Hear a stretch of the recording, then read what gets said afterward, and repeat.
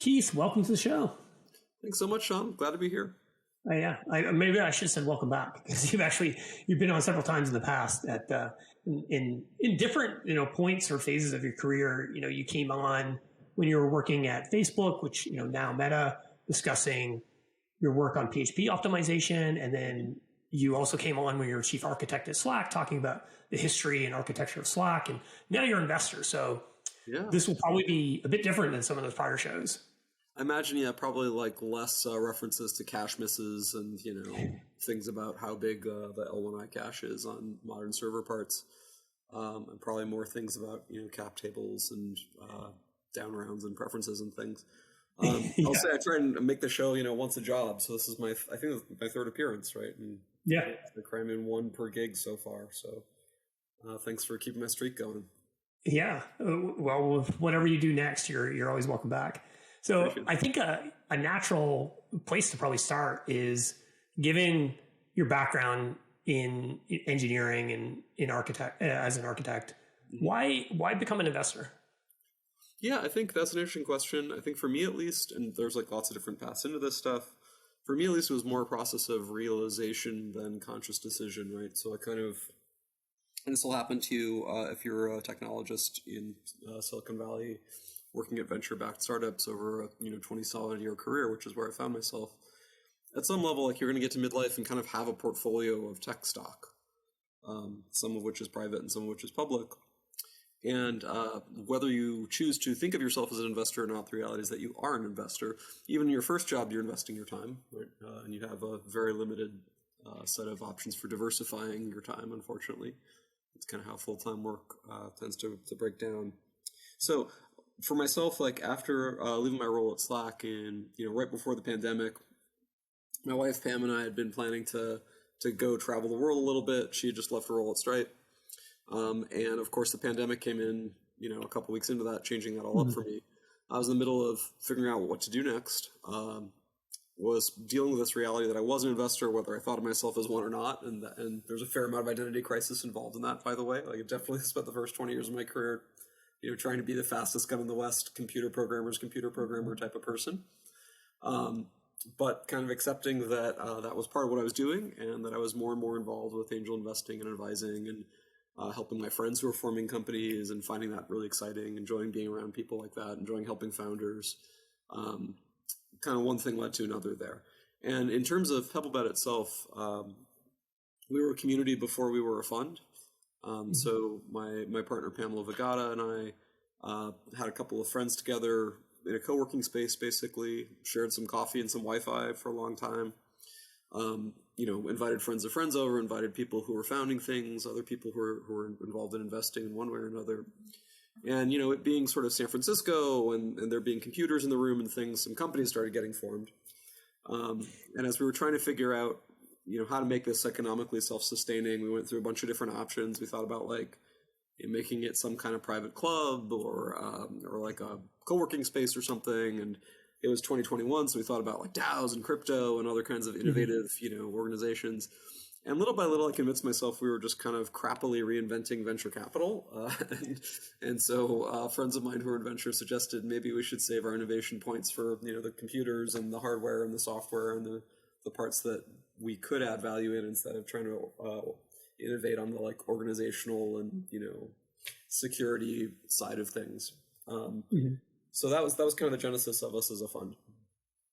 Yeah, I think it was really interesting what you mentioned there about how you're working in tech, and in a lot of ways you're always an investor, whether it's your time or also I think people who work in tech for a number of years, if you're in the Bay Area, there's also just a tremendous amount of opportunity to do some side investments, get into angel investing. And I think a lot of this kind of community that you're talking about ends up naturally forming between you and your peers, and you might be investing essentially. I have, groups of friends that do this essentially. They're just we're interested in investing. It's a way for us to kind of keep a pulse on what's going on out in the industry, and we have some money to play with. So let's go start dabbling essentially with helping out other startups and so on. Right. And I will say, there was sort of in my mind a fairly bright line, and I've been surprised actually how bright the line is between the angel investing frame of mind and the venture capital frame of mind, right? As an angel investor, you're basically just, it's your money. You're accountable to yourself. You're accountable to your family. But you can make decisions the way you feel like making them. You can write a bigger check into this, a smaller check into that. You can, not be valuation sensitive. You can go into weird sectors that you're curious about as a sort of pretext to learn more. Whereas in a sort of proper venture fund, and basically a venture fund where you're investing other people's money, right? Where you're a fiduciary, where you're responsible for other institutions and people's resources. You need to be a little bit more, providing a financial product at some level, right? So you need to kind of do what you're going to, say what you're going to do and then do what you said you'd do. Right. Yeah. Angel investing in some ways is it's like more akin to like a hobby that you're doing for fun versus if you're doing venture, then it's like a job. You now have responsibilities where you ultimately need to make money for people. And there are awesome angel investors out there. There are people that really that take this absolutely deadly seriously and are able to. And a handful of them have made a fortune investing their own money. Yeah. And I don't the people who are awesome at that are awesome at it too. It's just a slightly different game. Yeah, for sure. So what makes Pebblebed different than other firms? Yeah, I think the way we view ourselves as being differentiated is both myself and Pam Vagata have had long careers as individual contributor technologists. And we've especially been focused on bringing new computing techniques into the market. And that's been true at sort of every stage of the companies we've worked with and worked at in our previous careers. Mm-hmm. So why should you care? Well, ostensibly what makes tech is that we're relying on innovative platforms and creating innovative platforms. That's sort of the thing that's just distinctive about this asset class. And I think, the underlying engine that has made it overperform over the last few decades has been that it has actually innovated and unlocked new things, new capabilities for human beings, right? So not every company is and not even every tech company is going to be jumping over some really high hurdle technologically to succeed, right? Mm-hmm. There's nothing wrong with that. That's how it's always been. That's how it's always going to be. A lot of things are just applications. That's fine. But for the subset of companies, and there probably are only a couple hundred of them a year or something, but the subset of companies that really are trying to jump over some new technical barrier or bring some new technique or insight or connection across domains in the market, we think we're going to be able to help you succeed with that. Right? There's a sort of set of patterns and ways that those efforts can get stalled that we think we have differentiated ability to help with. And yeah, I think that there's a way where these things probably go in cycles a little bit, right? Like if you look back, 30 years or even 50 years to sort of the birth of venture as a discernible class that we'd recognize, those are, 50 years ago, a lot of venture investors are coming from backgrounds as semiconductor engineers, and having some sense about, what actually is physically realizable was decisive to their ability to pick winners and losers. And then as spaces mature, a lot of times they become more financialized, right? And we've seen this most recently with software as a service. I think 10, 15 years ago, when I started Facebook, for instance, which was early 2009, it was not a totally settled frontier how you operate a big web service, right? There was sort of AWS, but not AWS as we really know it yet. The places that had succeeded doing it, really Google and Amazon were the point examples of people that had really succeeded doing it. There were a ton of trade secrets in there. Facebook developed its own kind of, iterations on those trade secrets as it turned out. Whereas I think by the time I was taking on my role as chief architect at Slack, which would have been 2016, that was getting to be more understood, right? And if you were, bringing a big web service to market, that was closer to sort of, making tasteful selections about which technologies you use and stuff, but the technologies existed. You didn't have to invent it all from scratch. To a large extent, AWS had already scaled out bigger than you were ever going to scale out, no matter how successful you were. And so it was starting to get more of a settled frontier. And by the 2020s to 2022, you kind of at least from a venture investing standpoint, once you were sort of post-product market fit, a lot of venture capital firms had a lot of success investing from a spreadsheet, right? Just kind of being there are these 7 numbers we need to know about you, what your user growth is, what your CAC is, what your, ARPU is, and blah, blah, blah. And if we've got those 7 numbers, that's kind of all we need to know about you. And I think what we're in the middle of now is a kind of retrenchment towards those fundamentals of it really mattering what the capabilities are, it really mattering which teams actually have the goods in terms of bringing those new capabilities to market, which ones understand, what these new tools are capable of and not capable of. And by the way, I should say probably for listeners, we're talking right now, it's February 2023. We're in the middle of, what is at least so far a local maximum in a speculative mania around AI. So we're, a couple months into ChatGPT launching. We're about 6 months out from Stable Diffusion kind of like breaking mass consciousness. So right now, a lot of that capability company formation stuff is very focused on AI. I've actually never done a software engineering daily, one of these episodes about it, but I did found Facebook AI Research 10 years ago. Myself and Yaniv Teigman and Lubomir Bordov basically saw AlexNet, saw a very early deep learning computer vision system, immediately thought that there was something subjectively very different about this. The three of us were working at Facebook at the time, and we put a demo together for Zuck, got a meeting with him, and to his credit, he bankrolled Facebook AI Research, more or less on the spot. So I'm in a kind of front row seat to some of this stuff for the last 10 years. I can't say I've been the creative mind behind a lot of it, but I've gotten to be in the room while a lot of interesting things were proposed and built. So it's a very exciting time. I get goosebumps about, having machines that sort of kind of think the way everybody else does. And I find it really exciting that there's no spreadsheet that captures this all right now, right? We don't really know what you do with these machines that sort of kind of think yet, and what's useful about it and who captures the value yet. Yeah. So given your, technical background, and given this transformation that's kind of happening in the industry from, not essentially being able to make these, at least from your perspective, you don't think that you can essentially assess these types of companies using a spreadsheet, using traditional models. Would you say that essentially the traditional VC market, they lack currently the core competency to be able to make these kind of judgment calls on what will work from a technical perspective and what will not work? I mean, I don't want to sort of presume to criticize an industry that I'm new to, right? I'm still learning a lot. There's a lot of great deep tech investors. A lot of them have technical backgrounds, but it does seem subjectively like at the margin, there's room for more technical expertise to be allocating capital. And when I was an angel, I saw this from the direction of, I'm supporting these people that I believe in and where I understand what they're doing very, very well.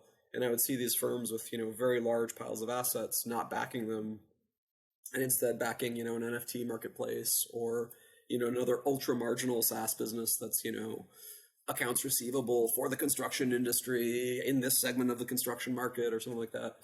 And I'd be frustrated by that. And I think that's true. I think there are a bunch of technically risky things that read out as technically risky to sort of vanilla VC that aren't actually as risky as they look.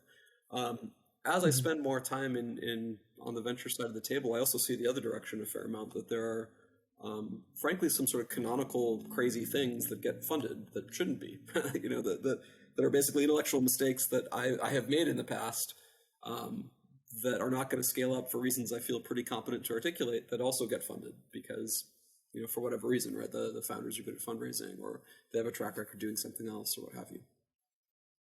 Mm-hmm. So you're interested in, investing essentially in companies that have some technical risks or maybe a technical secret. What do you, essentially, what do you mean by like a technical secret, and how do you go about evaluating the technical risk? Yeah. So thanks for reminding me of our bigram technical secret. So technical secret is kind of a phrase I'm trying to make happen to describe Pebblebed's investing edge. We're borrowing secret from Peter Thiel. This is a secret in his sense, which is something about the world that is not commonly known. And by technical secret, we mean that it's a secret in your field of STEM expertise, right?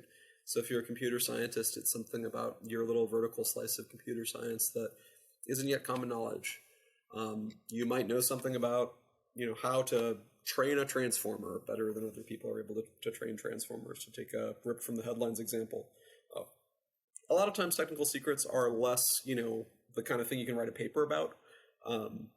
Sometimes they're kind of, Stripe's technical secret, for instance, was just that they had boiled the ocean of crazy, difficult, annoying, and regulatorily risky things around operating payments. And by concentrating that expertise, they'd like built a huge moat around their thing, for instance, right? So I would consider that a technical secret too. I think the example of it that I return to most, because enough time has passed now that this was we can unambiguously kind of tell the story, was just when I started my career at VMware in 2000. I can point you to the computer science citations people had that said that the x86, right, the dominant server architecture these days, for most of the last 2 decades anyway, that the x86 couldn't be virtualized, that you can't run a virtual machine on an x86, which is like all AWS does all day long, by the way, right? We wouldn't have a cloud computing industry or a public cloud or a private clouds for that matter if it were not true that you could virtualize the x86. VMware knew you could do it. They had a technique for doing it. If you actually go back, by the way, and like trace down the paper trail of like how computer science came to believe this false thing, the actual paper from the 70s that Popek and Goldberg wrote about virtualization criteria, it came out in 1973. It had this sort of little theorem in it that said, if your architecture supports these 3 criteria, it can be virtualized, and had a little construction that described how you build a VM for it. It was basically a trap and emulate VM. And the x86 didn't support those criteria, and so that would be what people in the 90s and later would cite, saying, okay, you can't virtualize it according, and the citation would read Popek and Goldberg 73. Go grab Popek and Goldberg in 73. The second half of their paper is warning you about reasoning from the converse. The second half of their paper says, notice that like you can't use our paper to prove that something can't be virtualized. There might be some other technique we don't know about, right, that makes this tractable. They were right. The technique they didn't know about was basically just-in-time binary translation. The founders of VMware, which I was not, by the way. I was coming to VMware with, as a going concern. I was like the 20th engineer, 100 employees or something like that. But they knew something that the rest of the world did not know, which was that there's this technique that works wonderfully. Now, that's all done and dusted because it was 20 years ago. In the moment, these things are messier and harder to resolve, and it's harder to tell what's really going on. I remember most people that I demoed VMware to in the late 90s, who were kind of systems geeks, like kind of, operating system people, they were familiar with this idea that you can't run efficient x86 virtual machines. So if you showed them a copy of Windows 98 booting up in a window, right, which is kind of VMware's bread and butter, their initial response was like, this is some sort of weird, freaky hack. They did something strange that's Windows 98 specific that, great, it lets them do this weird thing, but it's not going to unlock all the wonderful value that we know virtual machines could unlock. And that was kind of VMware's secret for several years. And it was enough of a lead that it wasn't really until hardware started supporting this almost 6 years later that other entrants could really compete with them toe to toe. Yeah, I mean, I think that's a great example of a technical secret. But even when it comes to, I think, like early stage investing, this is something I've talked about in a previous show as well, is you don't have a lot to go on with evaluating a business and whether you invest in them or not. Like, even if they have this technical secret, there's still a long way to go from that to building like a big business, right? So How do you go about like assessing the team? How do you determine whether you're dealing with essentially A players versus B players and whether they're, have a high chance of success? Yeah, I mean, our attempts to assess this break down into sort of 2 categories. There's the technical part and the team part. And I should say, by the way, one of the things that's the biggest adjustment probably from as a computer person coming into venture capital is like, we might be terrible at this, right? We'll know for sure in 10 years. But unlike computers, I do not get prompt feedback about whether what we are doing here works or not. So it could be that people, refer back to this podcast in 10 years as an example of what not to do. But to try and document our approach here, for better or for worse. On the technology side of things, the secret all by itself isn't necessarily enough. You need to be kind of past a certain level of maturity just with the secret. And in practice, this means, a commercially viable demo in certain ways. A framework we use sometimes is the Air Force's tech readiness level. So the U.S. Air Force has this little 1 to 9 scale for new technologies. And they're using this basically to assess like weapon systems and sensor systems and propulsion and whatnot. So sometimes the scale sounds a little oriented around defense applications, but you can squint a little and apply it in lots of technology domains. And level 1 is basically like there's a lab effect, right? Like there's some phenomenon, at the level, possibly at the level of physics. In computing, it's like some theoretical result or something like that. But there might not necessarily be, much clear line of sight to commercial application there. We pick things up around tech level 5 or 6. So tech level 5 is roughly, we can put together a demonstration in commercially relevant circumstances, right? So it works like not in the lab. It works on real code. It works for real customers. It works on real hardware. And level 6 is it works on, commodity off the shelf hardware, right? That it's not like a bunch of PhDs with soldering irons and $100,000 of gear to pull off a demonstration of it. It really is starting to be something that you can reach out and touch and see how you could make something reasonably economical out of it. And of course, that's, everybody's trying to invest at that time. Like that's the time where everybody's trying to get in the front door. To the extent we think our backgrounds help us at all, it might just be that we're a little earlier to notice that something is at 5 or 6 than, perhaps our less technical peers. Yeah, I imagine with investing, like especially when you're coming at it with like a new angle that it's basically a hypothesis that you think like, oh, this is like a good way to going about like assessing investment opportunities and it's going to lead to great ROI for our fund. It's a slow feedback loop. It could take, like you said, 10 years for the bets that you're making today to actually pay off, and you're only going to get so many of bets as well. It's not like you're going to invest in 10 million companies in the next year. It's going to be a handful of companies. So how do you go about like essentially shortening that feedback loop so that you're evolving and your essentially your investment thesis and learning all the time? Yeah, that's a great question. And I think like while it's true that sort of the ultimate returning dollars to investors thing might take as long as 10 years, there are proxies for success that you can read out a little bit more quickly. And those proxies for success at early stage are progress, right? Are sort of progress towards commercial viability, their progress towards customers getting value out of it, people paying you. In some cases, it's just having a user base that's excited, right? Especially for developer tools, a lot of times you can read out community vigor and the seriousness with which people are applying those developer tools, the quality of those customers and things like that. Strangely, competition is actually kind of positive, right?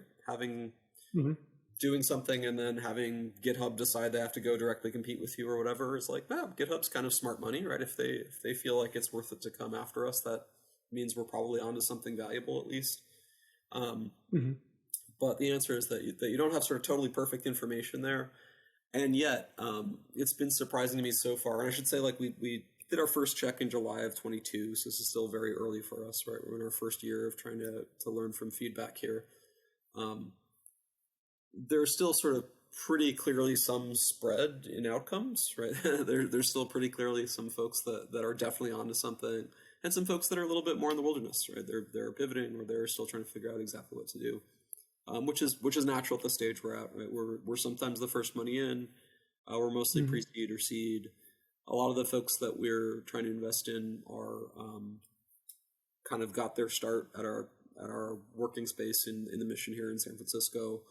And we've sort of seen them from, I had a W-2 job and I'm kind of hanging out here, to I feel like I want to do something in this area, to, initially incorporating and taking a little bit of money on board to get started. Yeah. So as someone who's, had a long technical career, it would make sense that you are probably in a unique position to sort of judge the, the technical risk and also the technical secret of these different types of companies. But are there other skills that have been transferable from your technical career to investing? Or what were things that you had to learn? Yeah, I mean, that's an interesting question. I think one of my mind was opened a lot by this, actually, by one of our partners, Luke Byrne, who's a younger guy. He's newer to, he's been doing VC his entire career, but that career has been a lot shorter than mine, candidly. And one of the things that was interesting about Luke for me is he's fascinated with developer tools, done a lot of investing in developer tools at his previous firms. And I was partly curious, like, well, how'd you get all of this taste in developer tools? Like, how'd you get so interested in this? And it turns out he builds a fair amount of stuff. And a lot of stuff he's building is actually, to do venture things, right? Is to do the same kinds of things that you might do for lead gen in sales inside of a relatively scrappy early startup, except instead of looking for customers, you're looking for founders, or you're looking for investors, or you're looking for whatever the customers for some of our portfolio companies.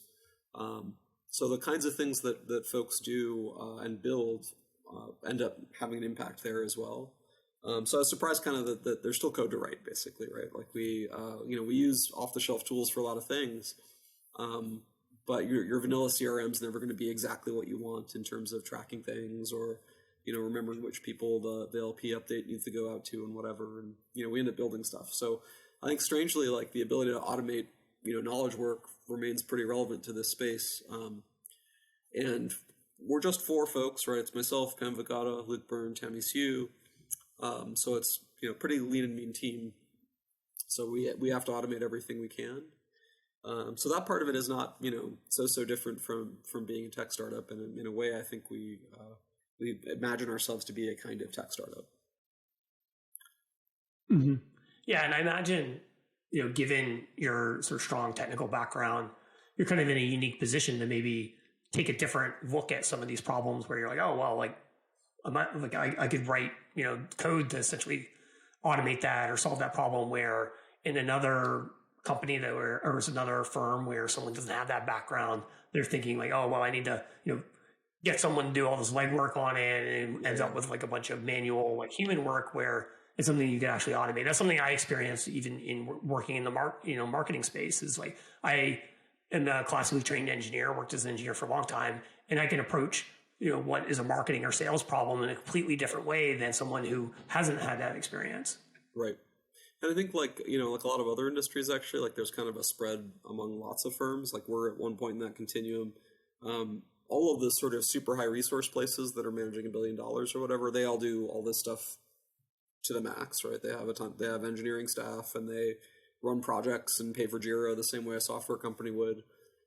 There's this kind of traditional version of venture capital that has been kind of unkindly described as like being like a real estate agent or something, right? That it's a numbers game, right? That you're just trying to get enough shots on goal or enough bets or enough that's sort of fundamentally a sales job. There's elements of it that are like that, I guess. Like I think you'd be fooling yourself to pretend that you can reduce that all away.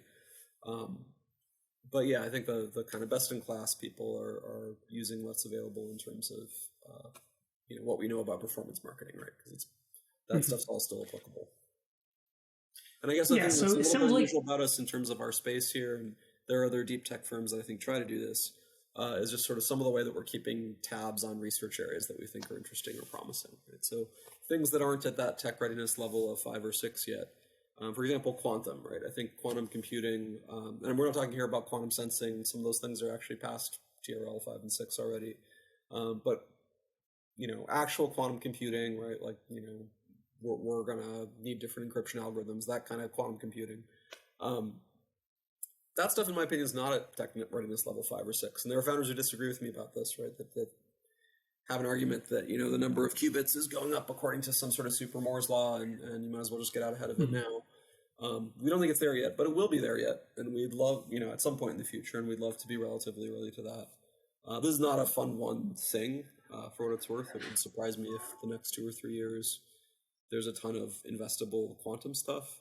But this is something, intelligent people disagree with me about. But quantum computers are still imaginary computers. They're still, like, all that quantum software still runs on notebooks and in people's heads pretty much. Yeah, I spoke to the chief architect for quantum computing at IBM a few months ago, who was on the show, and I think he would agree with you that it's not at. He would agree with you that it's not at a 5 or 6 today. Yeah. I mean, I think that the closer you are to that, the more well calibrated your sense of that's going to be, and it would make a ton of sense that they are. And by the way, like a place like IBM or in the case of AI, Facebook, they are going to be earlier to these spaces because they're actually pretty well set up to do fundamental research there, and they really should be. But we don't view ourselves as bankrolling science projects. So besides quantum computing, what are some of the other technologies and trends in the market that excite you right now? Yeah, there's an unbelievably lukewarm take here, but it's hard to kind of ignore the AI elephant in the room right now. it is taking up a tremendous amount of energy and discussion. I think a thing that is underappreciated is, I have a bunch of friends at OpenAI. I think it's an awesome organization, have a lot of respect for what they've done with ChatGPT.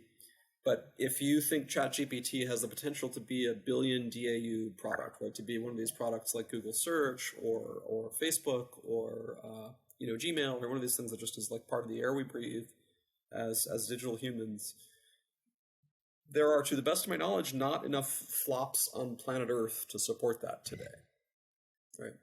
So, and I'm gonna, that's original research. That's a claim that's like based on spreadsheet math. That's just mine, and I could be wrong. And that's making a bunch of assumptions that probably aren't true. They're probably more sophisticated than just, a naive forward pass these days of the full model. But taking it at face value, that's not a situation we're used to being in, right? We're not used to being in a situation of real computing scarcity. Like for the last 20 years, if you had some sort of idea in computing and it was a hit, people liked it, right? People wanted to pay you for it. The idea that you needed to wait around for a bunch of hardware companies to figure something out to produce a bunch of silicon and a bunch of metal that's doesn't exist yet has not been part of the discussion very much and part of the economics very much for these things so far. So I think there's a big mental adjustment going on there. It's interesting talking to people doing this stuff where you're talking to a couple of college kids that just dropped out to found an AI startup, which is happening all over the place right now, right? And almost right out of the gate, they have like a multi-cloud strategy, right? Almost right out of the gate, they have a real live strategy around like GPU economics that's kind of more sophisticated than a lot of, Series C, Series D companies that are taking a look at their margins and their cloud spend because there's millions of dollars at stake, right? It affects their ability to actually execute on their dream immediately in a way that it hasn't before. So that kind of, there's a weird equilibrium here where that's not going to last. And I... temperamentally, I find myself obsessed with the platform layer here a little bit, right? I come from, a background that's mostly at the hardware-software interface. And so I am fascinated with alternate hardware approaches. Different numerical representations has been a hot area lately. There have been various little rumbles around analog implementations that, like, I still think there's something to play out there. Like, nothing's really, nothing is stuck so far. There are people trying photonics in the analog domain and stuff. So I think there's going to be some interesting things that happen as a result of that. Mm-hmm. So it sounds like I believe you said you wrote your first check back in July of last year. So we're going at this a little under a year. Mm-hmm. Could you talk, maybe go through, one or two of your investments that you've made and talk a little bit about, what was the sort of technical secret that they're taking on that enticed you to make that investment? Yeah, I'd love to.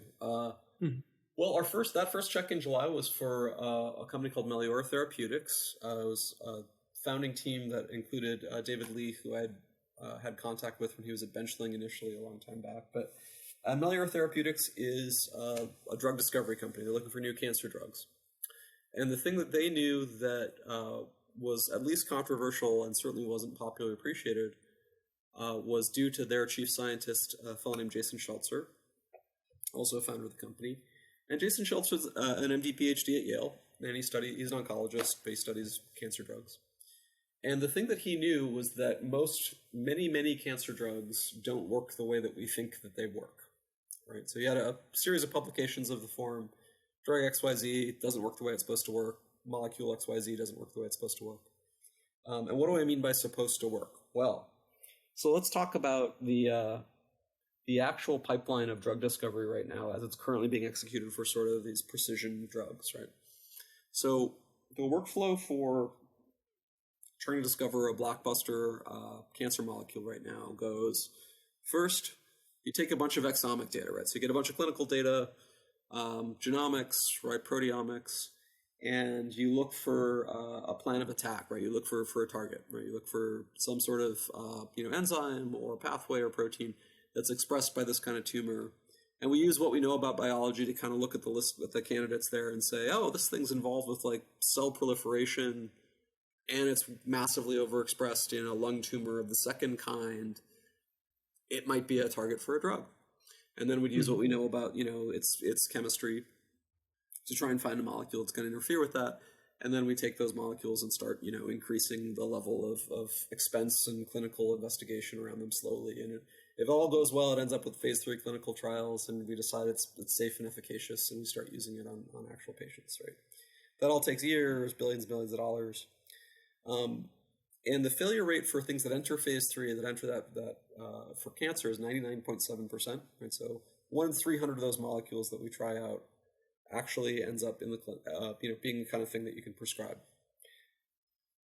What Jason sort of knew that nobody else knew, or that is at least still controversial, let me put it that way, is that if you take a version of that the tumor that you're claiming to treat, and you just CRISPR out that target, right? It just doesn't express the thing anymore, right? So you found some enzyme that's supposedly key to the proliferation of this thing. You're going to make a new version of that tumor. It doesn't have that enzyme. Mice with that new version of the tumor, it proliferates just as well. It's just as effective a cancer as it was before. So you're wrong that was this key pathway to start with. Secondly, the drug you discovered works just as well as it did before. So that drug wasn't doing what you thought it was doing.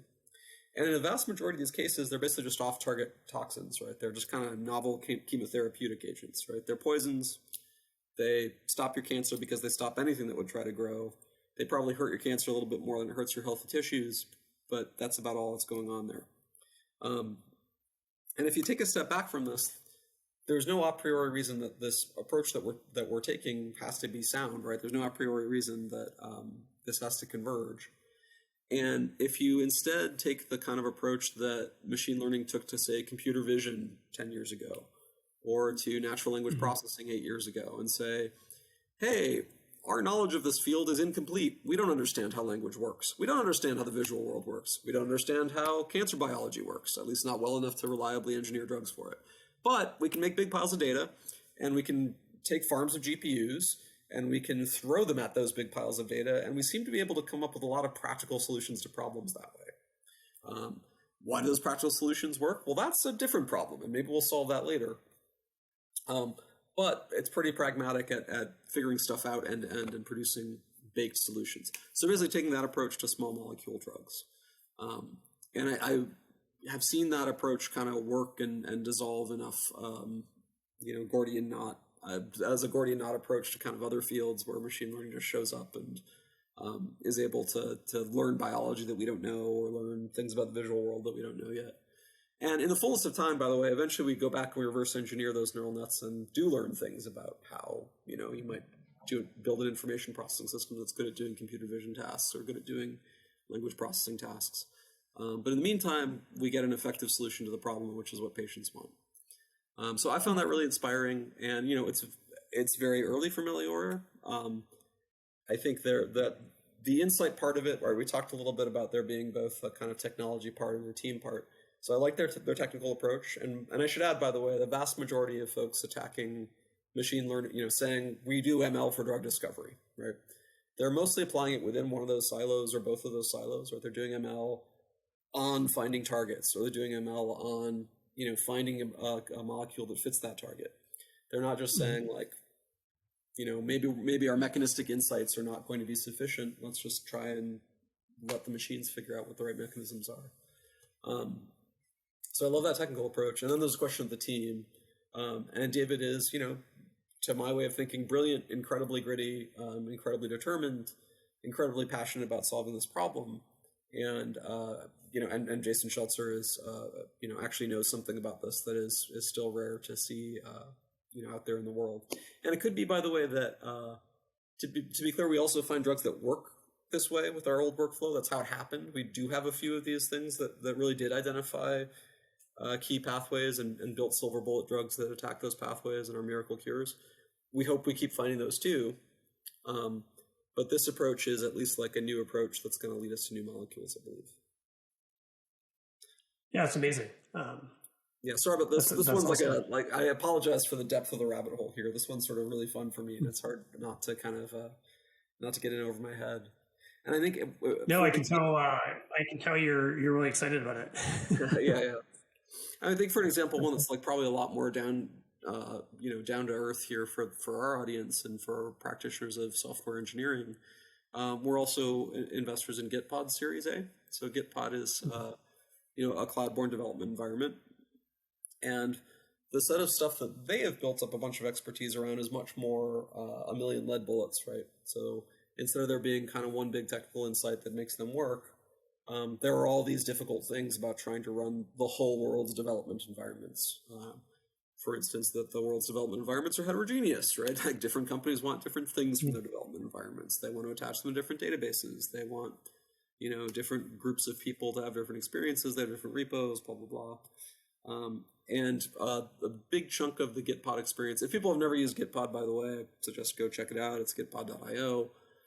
It's a cloud-born hosting environment. By default, it dumps into VS Code, but it can be a Unix shell if you want it to be. It can be any popular IDE. And a huge amount, at least for me, of what GetPod does that's a little bit miraculous is just how quick the happy path is, right? Like once you're kind of set up, it's strictly smoother and faster to just use this disposable environment than it is to, have a machine somewhere that you SSH'd into and that occasionally skews from the way the development environment's supposed to work and yada, yada. Mm-hmm. And at least for me, I've described some of our software engineering tasks in my day job at Pebblebed. For me, at least, that resistance of, I need to set up a development environment is always kind of this first, couple hours of a task or couple hours of a new code base or whatever. Having that just be removed has been a hugely has freed up, hours and hours a week for me. Yeah. Yeah, we, this is actually something that I did a show on back in, I think, September of last year with Code Anywhere, kind of similar, talking about similar challenges of, every engineer for decades now, their first day at a new job is 2 days of local hosts set up for their dev environment so that they can go and build code that is deployed on a cloud and doesn't run on a desktop. It's kind of crazy at this point. Getting to the point you can see we're still doing. I was here or whatever running in your new million line code base. It's always the first couple days, and it's always a stressful period too, right? So it's like your first few days at work and all that. Yeah. So, one of the things that's happened over, probably the last 6 months is there's been a big change in our industry from, company valuations and now lots of layoffs from, big tech down to startups. What advice do you have for, maybe first time founders out there trying to raise capital in the market today? Oh, wow. Yeah. And I think advice is one of those things that you should always take lightly from other people because, it's a different industry than I grew up in, and as you said, it just changed pretty radically. I think in many ways, when I first started VMware, it was in the summer of 2000. It was right before the .com crash, and that sort of post.com crash environment, I think, was a lot harsher than the downturn we're in right now. I think that people are sort of likening this situation to that situation sometimes, saying oh, there's going to be all these great companies that get made.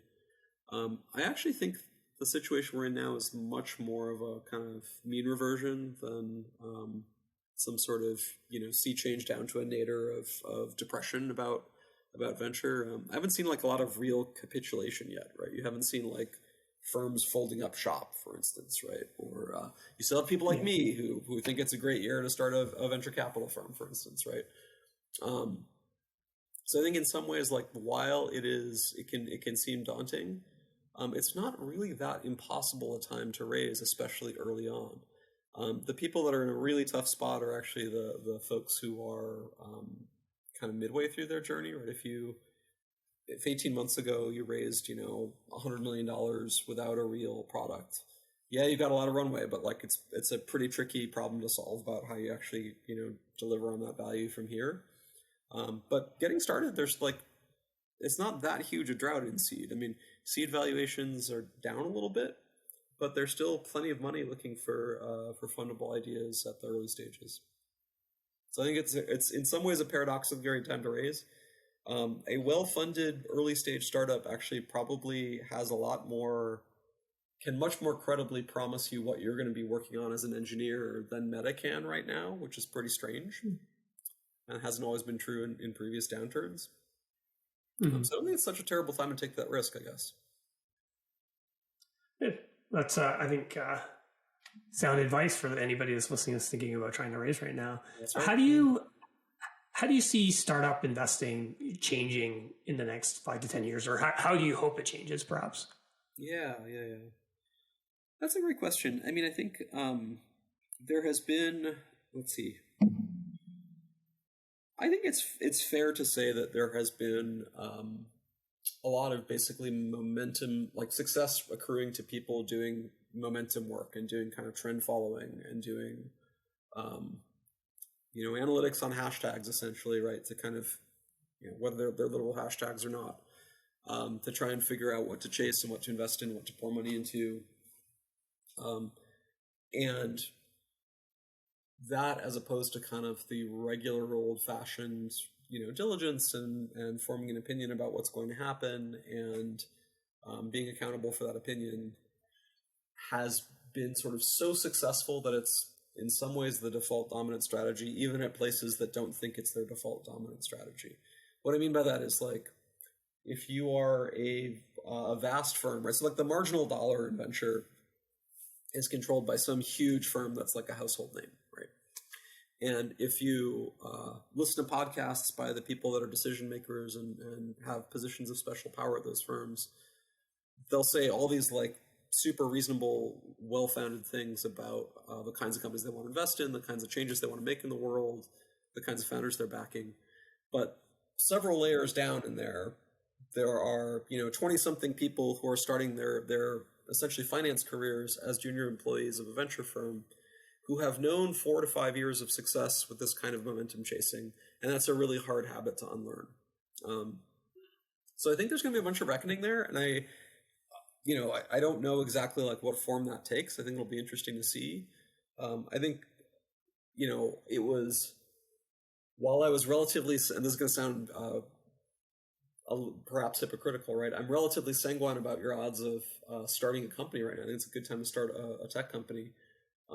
I think it's, venture probably needs to shrink secularly as an industry. Like, probably fewer people need to do this as a full-time job than have been doing it for the last little while.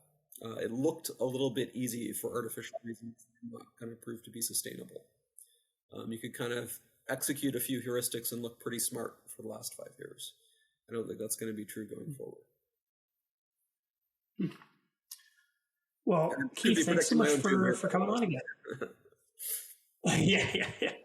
Yeah. Well, thanks so much for coming on again. I love how you've been so supportive of the show over the years, and you've been able to come on and share.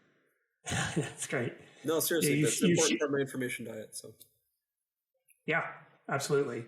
But cheers and best of luck with Pebblebed. Thank you, Sean. Thank you, and best of luck with everything that you're doing. Thank you.